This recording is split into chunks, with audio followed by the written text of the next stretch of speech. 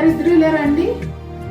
రేపు పొద్దున్న పుట్టినరోజు ఫంక్షన్కి వచ్చిన వాళ్ళందరూ మనం ఏం పెట్టాము ఏం చేసామనేది చూడు, మనం ఎలా మర్యాద చేసామనేదే చూస్తారు. కాబట్టి మీ ఇద్దరు వచ్చిన వాళ్ళని పేరు పేరున పలకరించండి, సరేనా? ఆ బెజవాడలు కూడా వస్తున్నారు రేపు ఫంక్షన్కి.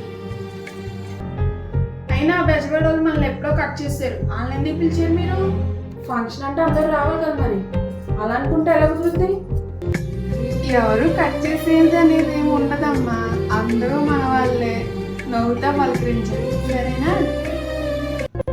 బాగానే కట్టారు.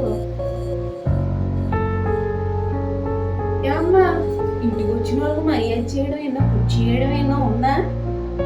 దాన్ని ఏంటంటారు? యోగ్యత. అది లేదు మీకు. ఏంటిది ఈ సగం సగం ఏంటి? వచ్చిన వాళ్ళకి ఇలాగే సగం సగం భోజనాలు ఉట్టిస్తారా? మీ అత్తగారు ఇదే చెప్పి పంపించిందా? అలా నవ్వుతూ ఉండండి, సగం సగం పెట్టండి అని. ఈ హాఫ్ నాలెడ్జ్ లేసి ఎలా వచ్చేస్తారమ్మా? పెళ్ళిళ్ళు చేసుకునే పిల్లలు అనేది పుట్టినరోజులు చేస్తామంటే కాదు. ఏంటిది అన్నా? నేను ఇంతే, నేను ఇలాగే ఉంటాను, నేను నాలానే ఉంటాను, నేను మారను.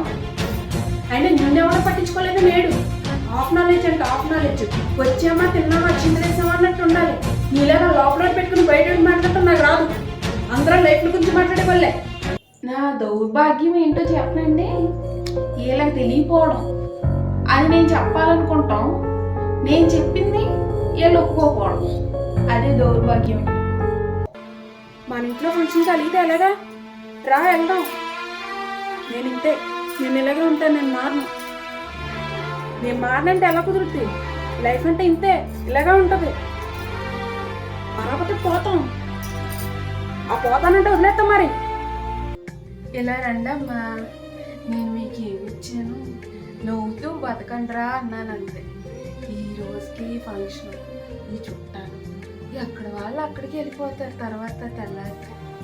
ఉన్నన్నాళ్ళు సంతోషంగా నవ్వుతూ బతకండ్రా, అదే జీవితం.